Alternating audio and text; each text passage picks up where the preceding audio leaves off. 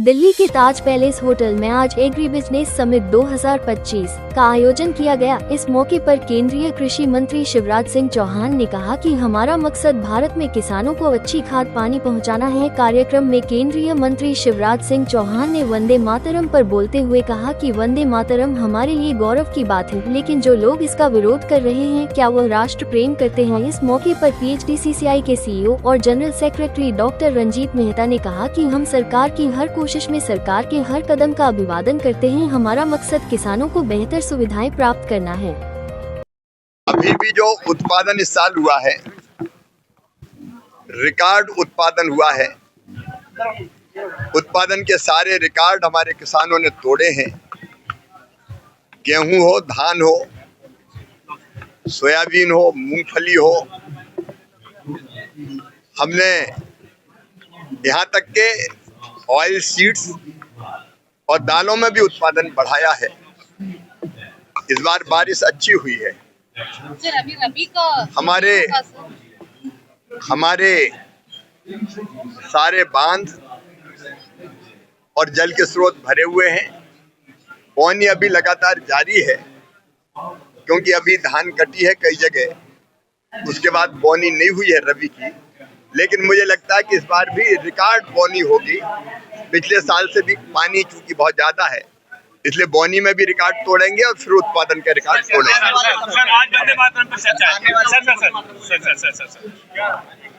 वंदे मातरम भारत माँ की वंदना है, और आज मैंने इस कार्यक्रम के प्रारंभ में उस अर्थ को विस्तार से यहाँ भी बताया है। वो भारत माँ जिसकी पवित्र धरा पर हमने जन्म लिया, जिसमें बहने वाली नदियों का हमने जल पिया, जिसकी कोख से उत्पादित अन्न, फल और सब्जियां हम खाते हैं,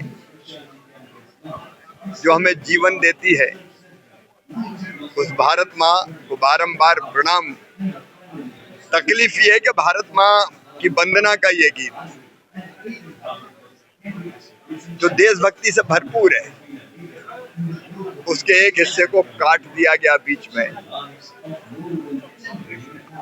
पूरा भारत माँ की वंदना वंदे मातरम के रूप में गाया जाना चाहिए, क्योंकि जिस माँ की कोख में हम जन्मे हैं, उसको प्रणाम करना ये हमारा परम कर्तव्य है।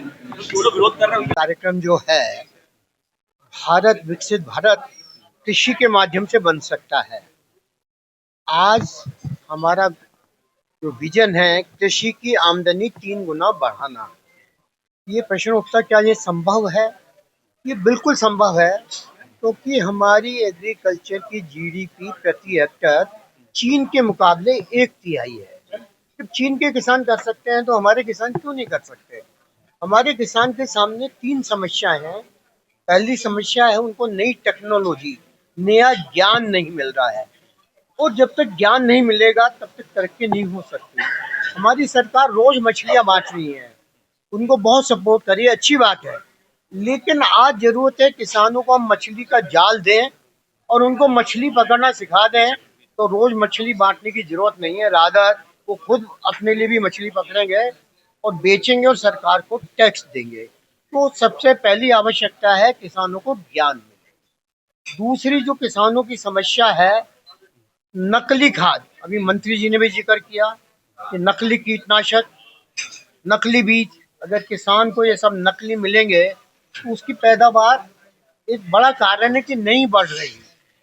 आज मंत्री जी ने भी कहा है कि ऐसे लोगों के खिलाफ सख्त कार्रवाई करेंगे, होनी चाहिए, लेकिन अभी उतनी सख्ती से हो नहीं पा रही है। अगर ऐसे लोगों के खिलाफ जो BNS का कानून बनाया सरकार ने, अगर उसके तहत कार्रवाई की जाए तो ऐसे लोगों को कम से कम 7 साल की सजा मिलनी चाहिए, जो नकली बनाकर देश के साथ और किसानों की जिंदगी के साथ खेल रहे हैं। तीसरी समस्या जो किसानों की है, वो समय पे MSP नहीं मिलता। मंत्री जी ने भी कहा कि टमाटर का भाव शहर में 60-80 रुपए किलो, किसान को 10-20 रुपए किलो। तो ये जो डिफरेंस है, ये मार्केटिंग सिस्टम हमें ठीक करना पड़ेगा। और अभी अलग अलग विभाग हैं, हमारा सजेशन है कि एग्रीकल्चर के लिए एक नेशनल काउंसिल बन जाए, जो सारे वन विंडो में एग्रीकल्चर की सारी बातों को देखे हैं, तो अलग अलग जगह नहीं जाना पड़ेगा और एक ही जगह से, चाहे किसान हो, चाहे इंडस्ट्री हो, चाहे स्टेट हो, सबकी एक नीति होनी चाहिए कि हमें किसानों का भला करना है, हमें देश का भला करना है। और अगर विकसित भारत बनना है तो उसका रास्ता गांवों से, खेतों से और किसानों के बीच में होके जाएगा। अगर ये नहीं होगा तो विकसित भारत शायद ना बन पाए। तो इसलिए हमें किसान की तरफ, खेती की तरफ, गांव की तरफ ध्यान देने की आवश्यकता है। देखिए, जो आज हमारा जो समिट है, एग्री बिजनेस समिट, इसमें हम कैसे जो एग्रीकल्चर सेक्टर आज भी हमारे देश की जो ग्रोथ है उसके रूट में हमारा एग्रीकल्चर सेक्टर है, जिसमें हमारे 50% से ज़्यादा लोग आज भी एग्रीकल्चर पे निर्भर हैं। जब हम विकसित भारत की परिकल्पना कर रहे हैं, विकसित भारत जो हमारा लक्ष्य है 2047 तक, उसमें जब तक हम अपने छोटे किसानों को, एग्रीकल्चर को, उनकी इनकम नहीं बढ़ेगी, तब तक हम विकसित भारत की कल्पना नहीं कर सकते।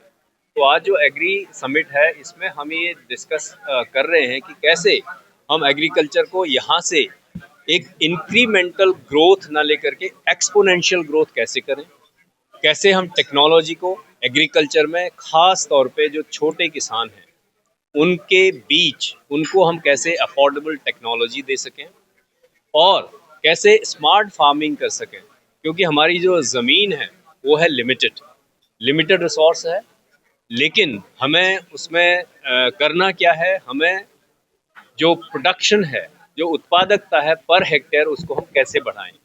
उसको बढ़ाने के लिए हमें जब तक टेक्नोलॉजी को इंटीग्रेट ना करें, प्रिसीजन फार्मिंग ना करें, आज टेक्नोलॉजी का इतना बड़ा योगदान है कि हम ये जान सकते हैं कि कब मिट्टी में बीज बोना चाहिए, कब जो है उसमें खाद की ज़रूरत है, कब जो है पेस्टिसाइड्स की ज़रूरत है, और पेस्टिसाइड को इस्तेमाल करें, रिस्पॉन्सिबल इस्तेमाल करें। और जो नकली पेस्टिसाइड्स हैं उस पे ये उद्योग जगत की जिम्मेदारी है कि कैसे नकली पेस्टिसाइड्स को भी रोकें और किसानों को सही मात्रा में, सही समय पर अफोर्डेबल पेस्टिसाइड्स हम उपयुक्त कराएं। कि जैसे इंसान अपने आपको ठीक करने के लिए विटामिन्स लेता है, दवाइयाँ लेता है, ऐसे ही पौधों के लिए हमें पेस्टिसाइड यूज़ करने पड़ेंगे, क्योंकि जो 30% अगर हम पेस्टिसाइड ना यूज़ करें, 30% जो साइलेंट लॉस होता है, वो कैसे होता है कि बीमारी लग जाती है जो पौधों को, और जो वीड्स आ जाते हैं, उसकी वजह 30% हमारा ऑलरेडी साइलेंट लॉस हो रहा है। तो अगर हम पेस्टिसाइड्स को यूज़ करेंगे तो डेफिनेटली उससे उत्पादकता बढ़ेगी, उससे 30 से 40% जो है बढ़ेगा। ये हमारा आज का आयोजन है, agri business summit PHDCCI। Thank you.